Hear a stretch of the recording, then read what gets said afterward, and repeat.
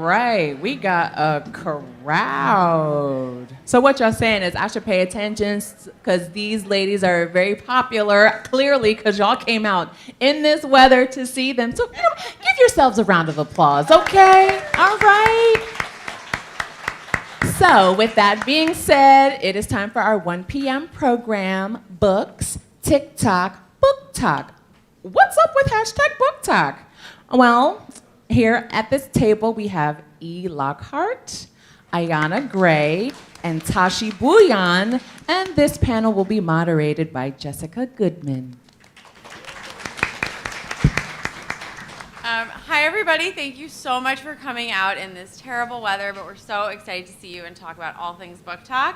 My name is Jessica Goodman, and before we begin, I just wanted to let everybody know that we're not doing the signings here anymore after the panel, but if you want to purchase any of the books from these wonderful authors, you can head down to Community Bookstore or Bookstore Magic, or find their titles online at those bookstores too, so that's really exciting. And I just wanted to introduce the wonderful authors we have today. We have first E. Lockhart. She is the author of the #1 New York Times bestselling novel, We Were Liars, and New York Times bestseller prequel, Family of Liars.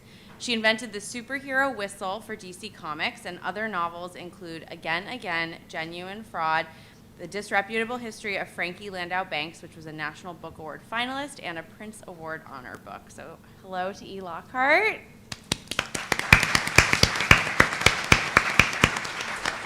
We also have Tashi Bouillon, who is the author of Counting Down with You and a New Yorker through and through. She recently graduated with a bachelor's degree in public relations and hopes to change the world one book at a time.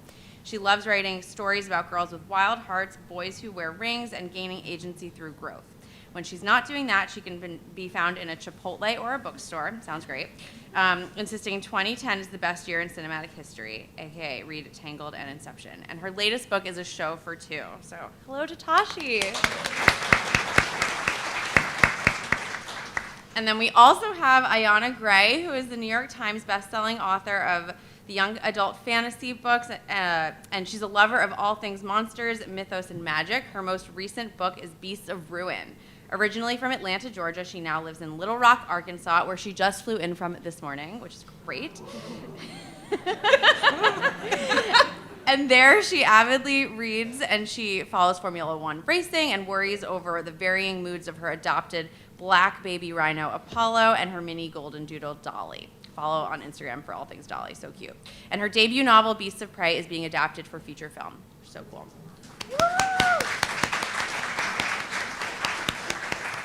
So we're here to talk about all things Booktok, and I would love for our three authors here to first pitch their latest book to the TikTok audience.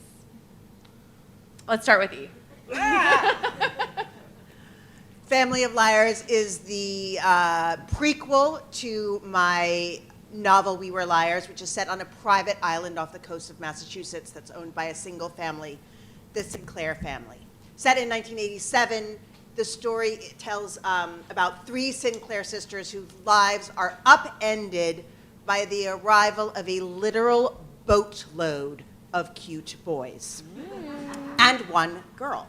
So these extremely attractive people show up, live in the guest house, upend everyone's lives, and everything goes very dark after that. It's great. Tashi, how about you?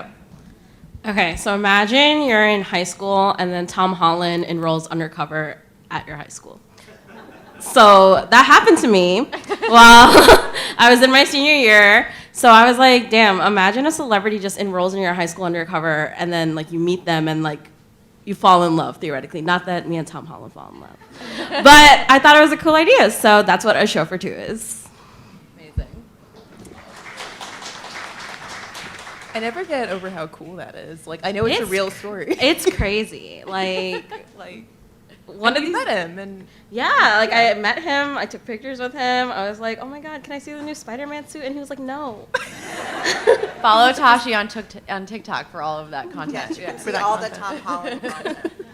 I am really bad at pitching my book TikTok style. 'Cause it's like I feel like I have to talk really fast. But the Beasts of Prey trilogy, I always tell people it's Black kids vibing. Black kids vibing, getting to go on a magical adventure without having to necessarily deal with racism, which a lot of books about Black kids typically do.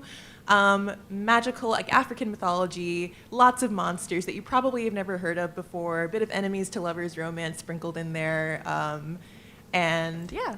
And lots of magic, of course. Amazing.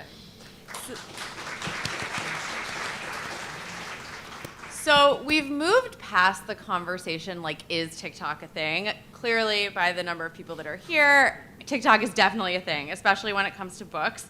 And so many authors have now made it a real part of their career in terms of posting content and engaging with readers. And I'm curious, for each of you, what is your relationship to TikTok, and how does it fit into your workload as an author? So, Ayana, let's start with you at the end. Okay.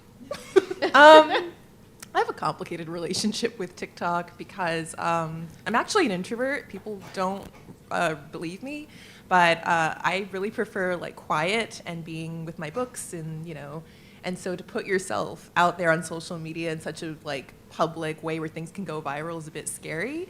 But the silver lining, and the thing I try to focus on, is how many people I've gotten to meet and connect with because of TikTok. So it's like any social medium, it's a little bit scary, but I think what it can do makes it worth it most of the time. Your TikTok is so interesting because I feel like you guys have all seen her TikTok, right? Yeah. But in case you don't know, it's like a really interesting to me mix. Like you have some sections that are like about Black history. You have sections that are about like what outfit you're wearing. You have sections that are about publishing or about your journey as an author. So it's like, to me, it's like a magazine that has like serious journalism and also fashion. And I was curious, like, how did you figure out that like that's what you were doing on TikTok? Because I still don't know what I'm doing on it. Oh, failure. Like, I tried to do when I first got on TikTok, and by the way, thank you so much for saying that. I tried to like figure out what the trends were and figure out like I don't have time to learn 20 different dances a week. I'm so sorry. Oh my God, no, that's literally why I didn't get on TikTok for a long time, because I was like, oh my God, I'm gonna have to get on there and like dance to promote my book. And I was like, I can't do that. I'm not doing that. Dance, put makeup on, like I can't do that and write and answer emails. Like I can't do it. And so I'm like, okay, what are things that I know about that I can just pick up my phone and talk about and then be done? And I have a degree in African and African American history. I know a lot about Black history, so I was just like, what's easiest? And my books have a lot of Black history in them, so it was a nice, tie-in. Segue. Yeah. So whatever's easiest. I'm glad it looks coordinated. It's not. Tashi, how about you? Like, what is your relationship like to TikTok? Well, so I'm Gen Z, right? So I'm on that app for like 10 hours a day, just like scrolling, just like vibing. So when I first got it, I was like, oh, like I feel like you kind of associate it with like the dances and everything. So I was kind of like, oh, and like I didn't get it for a long time. And then like my 16-year-old cousin was like, you're not on TikTok? Like, that's humiliating for you. And I was like, so I'm gonna download TikTok. But then after that, like I realized like there's a lot of like niches, like your For You page gets very specific to like what you actually like and enjoy. So when I started seeing stuff that like I felt like I could do, like I saw like people talking about their favorite books or like just like, like just having fun, like just doing, like showing like their shelves and stuff. I was like, oh, I can do that. Like that's not that hard. And then I feel like just like because like I am just on the social media for fun, for myself, like unrelated to books, I was like, okay, like this feels like a natural extension of just like when I post like on an Instagram story or like I tweet something utterly ridiculous. So I feel like it became like a really natural part of like my writing career because I was like, I'm just on this app anyway, so I might as well like profit from it. But it also seems like you're having fun. Like Yeah. I went down that rabbit hole. I just kept watching all these videos of you, but I was just like, it was very joyful. You're putting out a very joyful, like fun vibe, Yeah. which I think reflects like what's in your books, even though you're not necessarily always talking about. Yeah, your I books. think it's You're funny like, this is because my I literally, personality, and it's the on other page. day I made this thing and I was like, if you were ever wondering how authors spend their publishing money, and then it's just like a binder full of K-pop photo cards. I was like, this is what I'm doing. So That's incredible. And Emily, how about you? What's your relationship like to TikTok? Well, I got really famous on TikTok without ever being on TikTok. So that was a really strange thing. And what That's happened a flex. was that I did nothing. And I didn't have the app, and people started making videos about We Were Liars, and the people who were making these videos were really smart, interesting Booktok creators, and they made, I would say, basically two different kinds of videos, and one kind I would call like an aesthetic, where they took like the vibe of the book and made collage photos and video clips and stuff and put a great song to it, and was like, you know, read this book based on Right, its like they have aesthetic. to move the pictures on the beat, and it's like Yeah. it scratches your brain just right. It really does. Yeah, and they were really good. There were a number of them. And then the other kind was basically crying, throwing the book across the room, mascara running down the face, snot coming out the nose, and it would say something like, WTF, this book. And that combination just, it was like, you know, a combination of people making like really cool films, like little mini films, and then also really vulnerable, opinionated commentary that showed emotion. And I think that's really different from what you see on Instagram or Twitter. You know, you don't see that emotion in the conversations around books. And so now I'm on TikTok, and sometimes I do a silly dance, and sometimes I talk about a book, and sometimes I don't really know what I do. Sometimes I do stuff on TikTok, and As long as you're having fun. I don't do it unless it seems entertaining. I don't do it because my publisher forces me to do it. I Yeah. do it because like maybe I have a little idea for content that I think my readers might like, and I just think of it like I'm offering something that is content that comes out of my brain.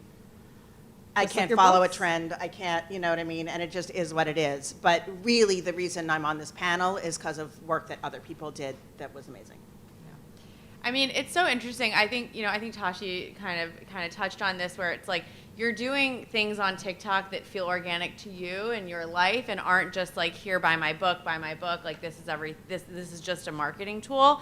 So I'm curious, you know, for all of you, and we can start with Tashi, like how you balance the making content in order to connect with readers and encourage them to buy your work and support you, but also just like being a person on the internet. Like, how do you balance that, and how do you think of yourself in terms of being like a content creator, but also like part of a community in that way?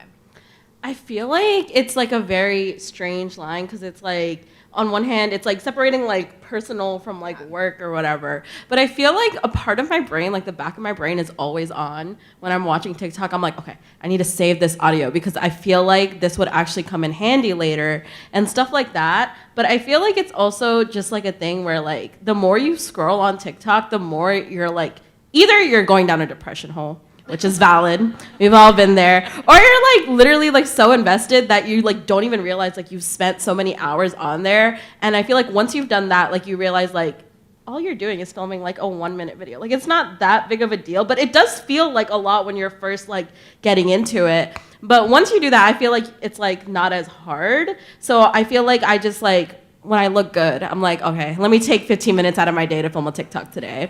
But when I don't look good, I'm like, that's just not my business. So I feel like it's just like figuring out that line of like, okay, like today I'm gonna be on for this. But like, I feel like the back of your brain's always still working. Like even when you're not on, you're like, ooh, that's a cute trend. Like, so true, bestie. I love that.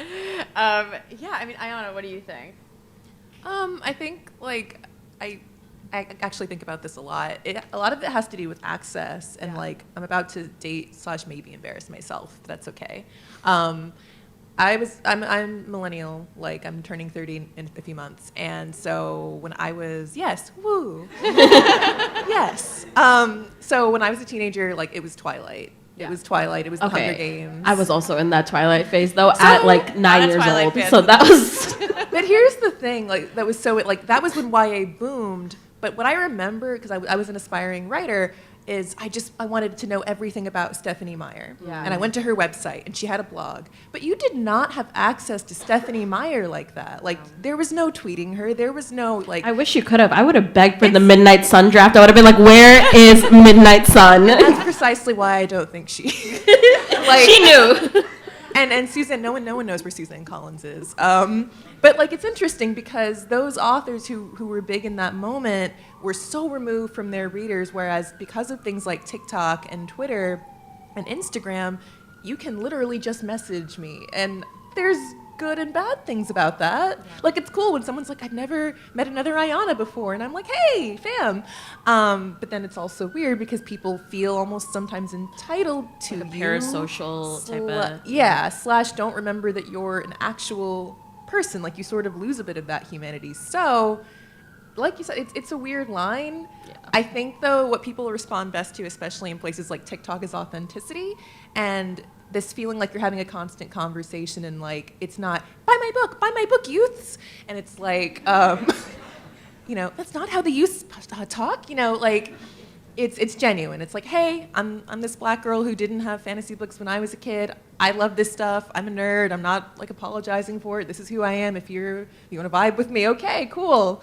By the way, I write books, and people either do or don't. Some people just want to engage on TikTok and not buy books, and I'm not like, well, I can't talk to you now because you're not a consumer. Right. You know, it's just I think the most success you find on TikTok is through being genuine. Yeah. Emily, how about you? I forgot the question. Talking about like the different ways that you interact, like as an author versus as like a person in the world on TikTok. Like, do you think that there's a line for you when you're? I have a lot of boundaries. Yeah. Yeah. And I think that that's me. I mean, that's also me just as a regular human. But I show certain parts of myself, and I do not show other parts of myself. I never speak about my children. I never speak about my spouse. You can see my cats, right? Oh my so God. that's I love cat videos. Oh, I love a good cat video. But you know, I've made that decision, and that's where I'm at, and that's comfortable for me. I'm willing to do a stupid dance. That I make up. I can't learn someone else's dance, but I'm happy to make up a stupid dance. When you start a TikTok trend, then we will all realize. And dance it. But you know, why am I available to do a silly dance on video and I can't do any number of 10 other things that are fun and entertaining? I don't know, but that's where I am. You know what I mean? So I just have sort of thought to myself, like, this is the kind of stuff I share online.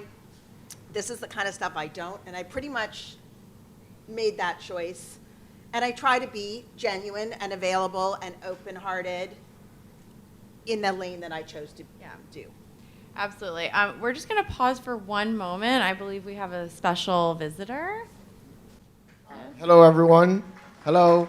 They're all clapping. Nobody knows who I am. It's okay. I am Antonio Reynoso, and I am the president of the great borough of Brooklyn. So I'm very happy to be here. So welcome home. This is your home, and I'm so glad we could figure out a way to accommodate all these panels, considering the circumstances and what we're seeing outside. But it's what Brooklyn's about. We always figure it out. We always find a way. So I'm so happy to see so many folks here. This is a great panel. I'm really talking about, you know, the younger generation and really figuring out a way to make sure we keep reading, are involved in books, and just different ways that we continue to spread love, which is a quote, spread love is the Brooklyn way, is a quote from the great Christopher Wallace, better known as the Notorious B.I.G. And it just really is a mantra that we could all abide by. But I'm really here just to say welcome, enjoy. This is your house. I'm so happy that you're here. Thank you to the panel for the great work that they're doing. And like Christopher Wallace said, don't forget to spread love is the Brooklyn way. Thank you so much. Thank you, thank you.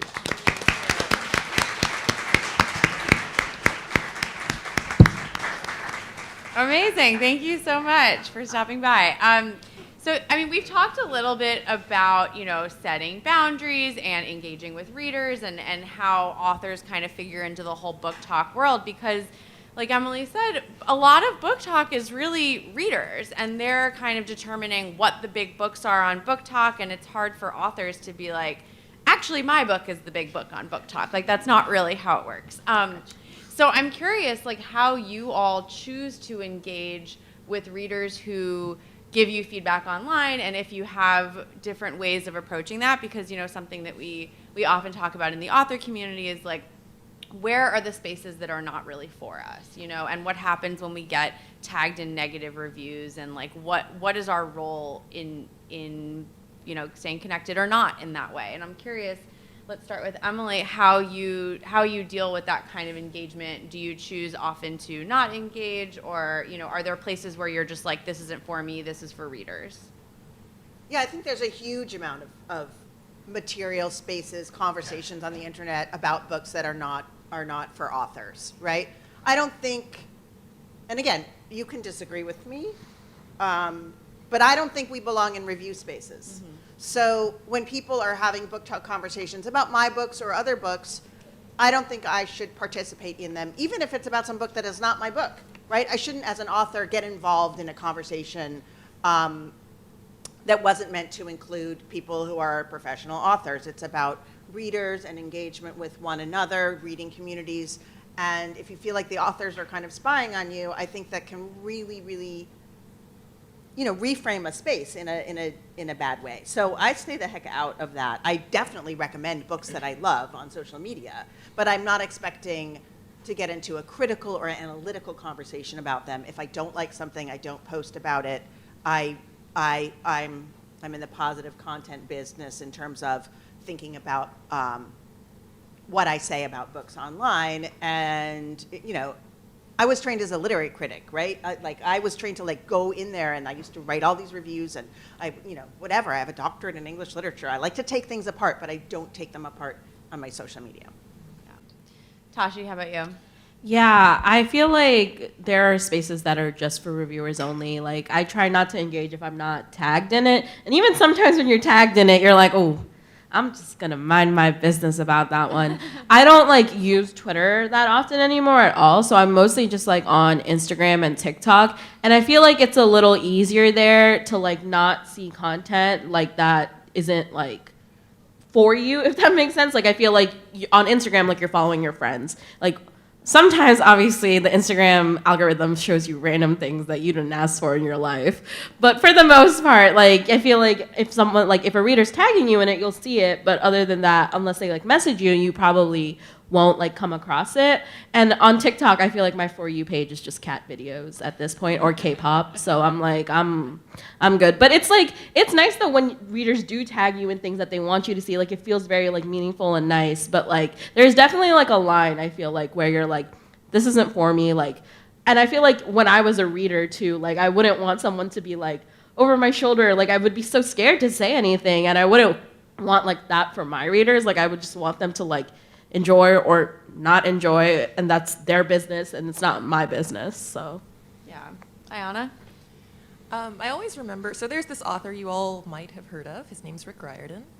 And I remember, it was actually on Twitter, a reader added him. I hate saying added, but you know what I'm saying. They tweeted at him, and they were like, hey, my friend and I are wondering if this character is gay. And again, a cool thing about Twitter is you can just ask. And he said, and I'm going to paraphrase what he said, but essentially he was like, if the character is gay to you, they're gay. And basically, the relationship a reader has with the book is none of the author's business. Yeah. And I really hold to that. And so I know I write my books with a certain context, with my life experience, but the minute pub day comes and it's out in the world, it's not mine anymore. And there are readers coming from all walks of life who will take all the things that are part of who they are, and as they read, they're reading in that context. Yeah. And I respect it, and I'm actually very cool with letting go. Usually because by then I've read the book a billion times and I don't want to read it anymore. Been there. But oh my God, you know what I love? Is when someone discovers something about your book that you didn't put in there. You're like, yeah, I did that. Yeah. No, I didn't do that. I see the symbolism on page 92, and I planned that. I yeah, that was 100% all me. That was my brain for sure. That wasn't a coincidence. Yeah. So I've done, I think, a pretty good job of curating my spaces to, like you said, where there's author talk. I feel like author talk's a sub community of book talk, and so a lot of my stuff is seeing my friends. And occasionally I'll see a book recommendation. I'm like, oh, my friend wrote that. And then, quickly swipe away because I don't want to trick the algorithm into showing me more. But I'm very comfortable with having a pretty hard boundary, because I don't want to be in the reader spaces anymore. Yeah. And, just like authors we have our safe spaces where we can, talk about whatever, things we're struggling with privately. I think readers should have that respect and that right too. Yeah. I'm just gonna take a guess and assume that there are some writers or aspiring writers in the room, some who maybe are interested in what being on Booktok, like what they should do, and some advice if they want to get on Booktok or be part of this community. And I think that a lot of people see these articles about Booktok and they see a few authors who've had just like enormous success by posting about their book, and then all of a sudden their whole life changes overnight because of Booktok. And I'm curious what you would say to somebody who says, okay, I'm gonna post a video on Booktok and then I'm just gonna be able to sell my book and like my whole life is gonna change because of this. What kind of advice would you give to somebody who thinks that's gonna happen? Ayana, do you wanna Good start? plan. Good plan. You should absolutely do that. Your whole life is going to depend on it. I would say write a good book, no matter what. Like that's the thing that matters more than anything else. I have some of my I write YA fantasy. Some of my favorite YA fantasy authors are nowhere near Booktok, nor will they ever be anywhere near Booktok because that's not who they are. But I have hand sold 10 copies of their book because I love it so much. So if TikTok is your thing, if you have fun, like you said, you hear a song or a sound and you're like, I want to do something with that, go do it. But there are other people who just they draw and they take pictures of their drawings of their characters and that's their joy and they do it. Again, that authenticity, especially with TikTok, people can tell when you don't want to be there. Yeah. And I feel like it's almost a disservice. You're doing probably more harm to your work and your brand and your books by visibly being uncomfortable somewhere than just doing the thing that makes you happy anyway. And again, if you write a good book, from your heart, I genuinely believe the right readers will find it. I would not say to write a book for TikTok, for the trends, because trends change. We remember dystopias were the thing. We remember paranormal vampire romance was the thing. These are all trends. They come and they go, and they come again and they change. So write the book that is most authentic to you. Mm-hmm. Yeah, absolutely. Tashi, what do you think? Yeah, I agree with you. I think the key is just writing the book that's true to your heart and enjoying it and loving it. And then if you enjoy using TikTok, you can definitely make videos about it, but I wouldn't bank on it. But I also think if you just post one video and you're oh, I'm gonna go viral, that's hard to achieve. So I feel if you're actually enjoying making TikToks, you're proud of your book, just make as many TikToks about your book that you feel comfortable making. And the more you make, the more likely it is that the algorithm will one day be all right, we can go viral. But at the end of the day, I feel what matters is you're proud of your book and that you're happy with what you've put out. And then, I feel everything else will come naturally. Mm-hmm. Yeah, Emily? Yeah, I mean, what they said. But if everybody likes you, you're a liar, right? I think that's true. I really think about that all the time. So, popularity is nice, but I'm here to tell you, having experienced it for the past 2 years because of TikTok, it's still not that life-changing. Right? What's life-changing is writing a book and then writing another book and knowing that you can tell stories and you can find an audience for them and that there are readers out there and having, confidence in the fact that you're building your craft and making things and saying things and putting them out in the world. So that's life-changing, and, popularity is gravy. It is. I love that. I mean, I think at the end of the day, nothing beats an incredible book. If you find it on TikTok, if you find it somewhere else, nothing beats having an incredible book. But, I think a lot of people go into bookstores these days, or they go online and they see these lists that are here's what's popular on Booktok. If you go into, a popular book chain, you might see all the tables about what's on Booktok, what's on Booktok, what's on Booktok. And I think we talk a lot in the industry about how those tables and these lists have changed the industry, or the publishing industry, and the way that people surface recommendations. And I'm curious how you all have seen this shift over the past few years, within, maybe this is a little kind of granular, but within your editorial conversations, within your publicity conversations, what has changed with the rise of this community? Emily, do you want to start? I don't honestly find that much has changed. Yeah. Publishing is still interested in a good book. Yeah. Publishing still doesn't know what the next trend is going to be. They have no idea. They only know what happened to be popular this week, and maybe they might buy a couple books based on that. But overall, they're winging it, and they're supporting books that they think are exciting, and and it takes 2 to 3 years to get a book out onto the, from the moment you buy it on a proposal to when it's actually published. So if you're chasing trends, it's never going to be your friend. Yeah, I think it's not changed that much. And social media is going to change, right? TikTok is huge right now, but we will have a different social media at some point, and it will shape book conversations in new ways based on how users decide to use that media, and that's unpredictable. Absolutely. Yeah, Tashi? Yeah, I think the only thing that I've noticed is that like my marketing team will be like, oh, like, do you have any TikTok ideas? Like, they don't force me to make any, but they're like, oh, do you have any? Like, do you want to brainstorm with us? Like, what the vibe is kind of there? Or like, they're like, oh, like, if you happen to go to a bookstore and you're signing your books, like, if you want to film it and post it on Booktok, like, that might be fun. Like, you don't have to, but if you do. So I feel like it's like, now there's like another option, but it's not like mandatory, but it's just like another way to kind of connect with your readers, but it doesn't really like necessarily change a lot. Like, I feel like the publishing process is the exact same. Like, at the end of the day, you have to draft your book, you have to revise it, you have to do like copy edits, like et cetera, and you're always going to do some kind of marketing for your book. So to like, it's just like one extra facet, I feel like. I'm going to be like the total writer here and use a very weird analogy. You guys have to stay with me. I'm really excited. Okay, you're not going to be expecting it. So I was in Vegas 2 months ago, and you're already like, where is this going? And my sister talked my mom and I into going there's a Titanic museum in Vegas for some reason, and it's really cool. No, it's like a really cool museum. I'm a nerd. I love museums. I love to learn. And so the museum takes you step by step through what happened in a way that I thought was really cool as a storyteller, and you follow the narratives of all these people. But one of the things that I walked away from that experience thinking was like, the Titanic was this gigantic ship. And you think about all of I think of publishing that way, as this gigantic ship that does not sink like the Titanic, but I think people are like, well, why didn't the captain just steer away from the iceberg? And people forget it was a huge ship. And I know it's a weird analogy, but what I'm getting at is, think of TikTok as like a really strong breeze. Even a really strong breeze, it's going to take a lot to move that ship. Publishing is a century-old industry, and yes, it moves a little bit here and there, but it's going to take a lot to really shift its direction. And so while I do feel like, TikTok has had impacts on things like marketing, my editor's not giving me notes saying, hey, Ayana, I really think the youths would love if you added a kissing scene right here so they could cry about it.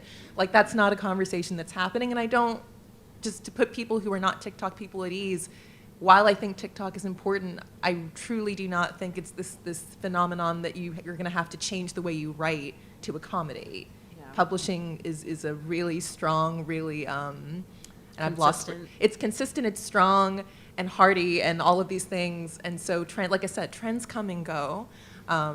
You'll find what's most important is the writing. I know that was a super weird journey I took you all on. I think it works really well. I think that's a great analogy. I think it might be different for as a person whose For You page is mostly cooking videos and cats, I will, cookbook authors, right? People who make a really amazing videos. I follow Jake Cohen. He makes amazing Oh my God, Jewish I didn't food. know this existed. I need to look this up. Yeah. Cookbook And, author TikTok. Oh yeah, great. cookbook author TikTok is amazing, and also Instagram Reels. But he's braiding all this holly, makes rainbow holly, he makes all these things, and I fully went on Goldbelly and ordered his rainbow challah, and he has a cookbook out, and anyway, so that worked for me. Do you know what I mean? Because he's creating very genuine content that is explicitly related to his book. When you're a novelist, there's not. It's you're able to make a lot of videos about stuff that relates to your life that translates into your book, but there's only so much content you can make about the content of your book, right? You're not a filmmaker. You don't have my books are set on a private island. I'm not there. So every now and then I go to the beach and I take some video. Let's get E. Lockhart an island, guys. So I've never even been on a private island. So, I think, for people who are in certain kinds of fields that are especially video friendly, like cooking, or I've also bought the Maru book. Do you know Maru the cat who's on, anyway. if you like cat videos, Maru. He's not on TikTok, he's on YouTube, but I fully bought a Maru book because this cat was so damn cute. And, but fiction is different, that's, I guess what I'm saying. Yeah. All right, I'm not sure how much time we have left. I'm hoping a little bit more because I'd love to open it up for a couple audience questions. So if anybody has a question, feel free to raise your hand. Okay, I see a purple arm back there. Yeah, would you stand up and just project very loudly?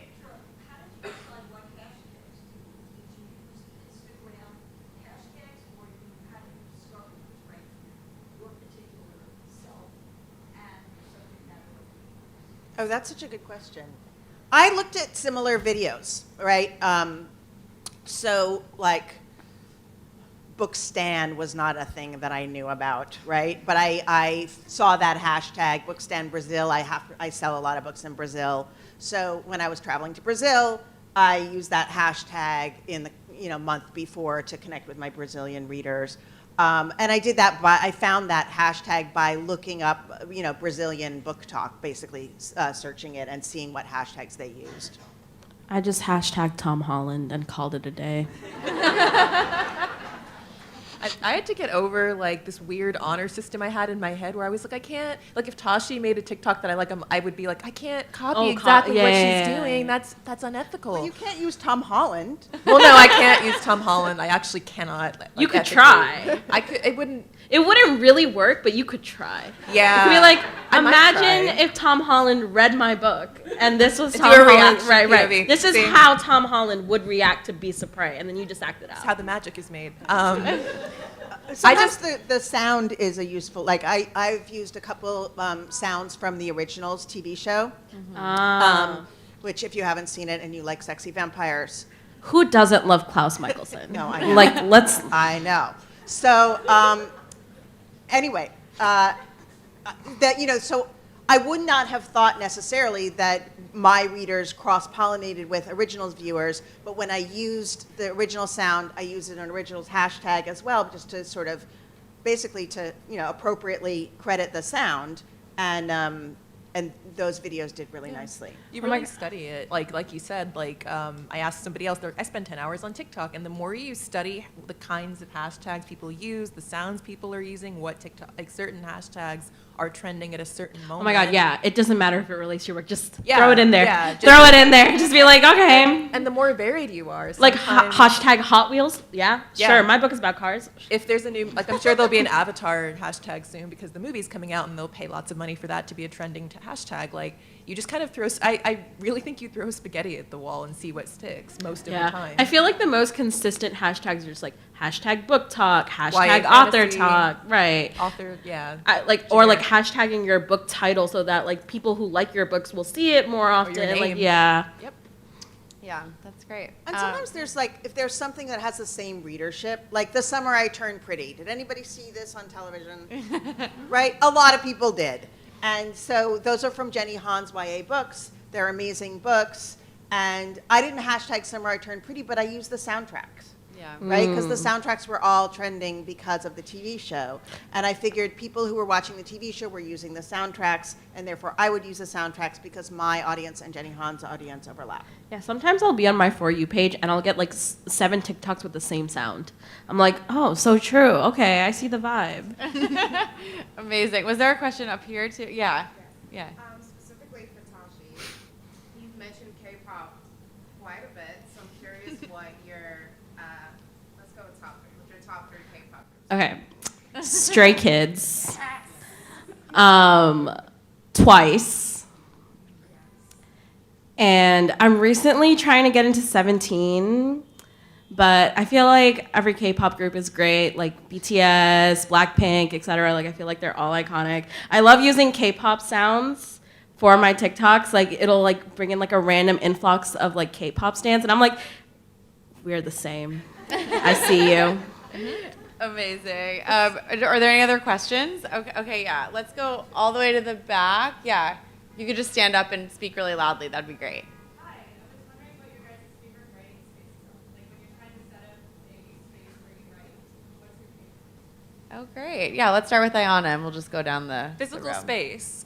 My couch with like an electric blanket because I just use one all year long. With my puppy safely in sight because she destroys things when she's not in sight. Yeah, I feel like I wish I had like a glamorous writing space. Like I will have a writing office someday, but really it's wherever I'm comfortable and not distracted.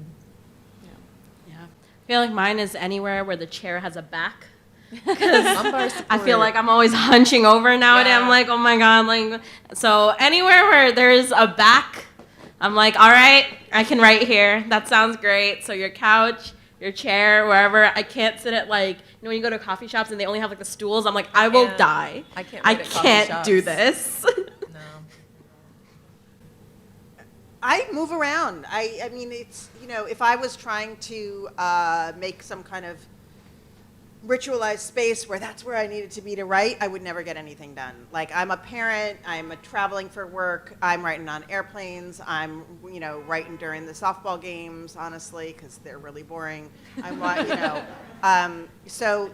just have laptop open and then just blinders go on. Yeah. All right. Yeah, right here. I'm a publisher of translated fiction, so we don't publish English language novels. And I'd be curious to know if you have any recommendations for, how to, how authors who write in different languages and maybe are not fluent in English can be present on TikTok, or how publishers could help them to be present. Yeah. I'm just going to repeat the question in case people didn't hear it in the back. It was about how foreign language writers and publishers can be present on TikTok if they don't speak English. So, yeah. There's certainly a lot of Brazilian Portuguese TikTok, and they hashtag Brazil and then whatever they're interested in. And so when I was engaging with that for my trip to Brazil, and I don't speak Portuguese, I use Google Translate. And so I made videos in English, and then I typed out my own things that I said, and then I went into Translate, and I subtitled all my videos, and that was just me winging it. But the response when I went to Brazil was really positive, and I was like, oh, I'm sure, I messed up with the translations and da-da-da, but they were just like, yay, it was so nice to see you have a go, you know what I mean? And so the vibe was really positive. And so I would think you could, if you could make an engaging video and then title it in English, I would think that would be really effective.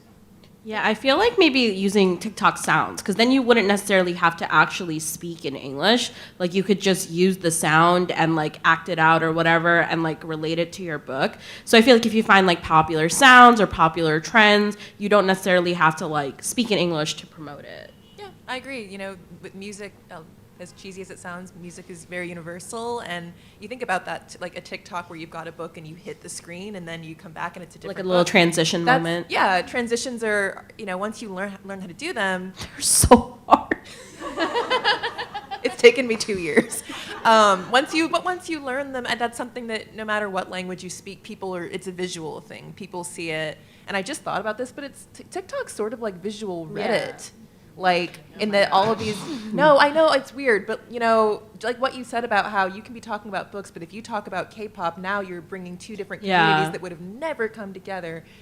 So, you can make a transition video with music. You're talking about a book, but then you use music from Twilight, like original Twilight, and now you bring in these new communities who are paying attention to this author who doesn't have to speak any English. I don't want to force non-native English speakers to always have to defer to English either, So.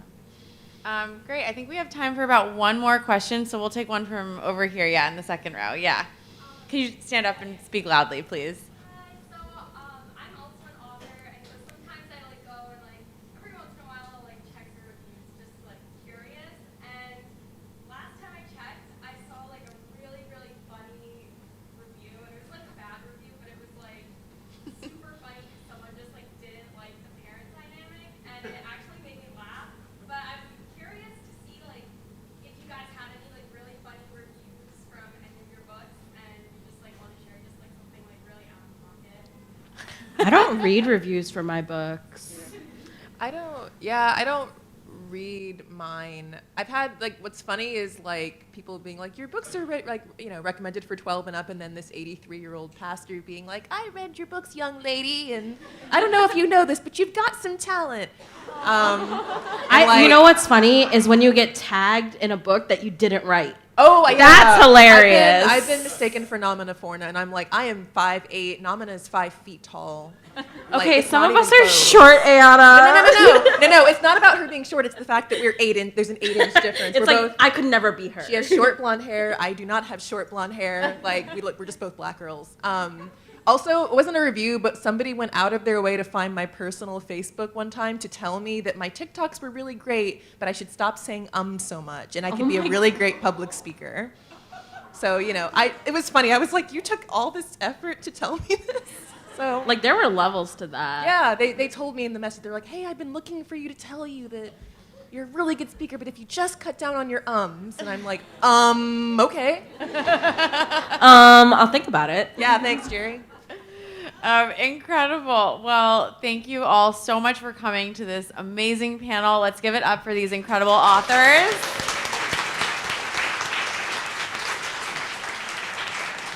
I don't know about you, but I learned a lot. And just a reminder that unfortunately we're not going to be doing a signing anymore because of the rain, but if you want to purchase any books to support these authors, we recommend hitting up the incredible Brooklyn Indie Stores community bookstore, Books Are Magic, Greenlight, I think, and you can find them all online, and some of them are even just a couple short blocks away. So thank you all again.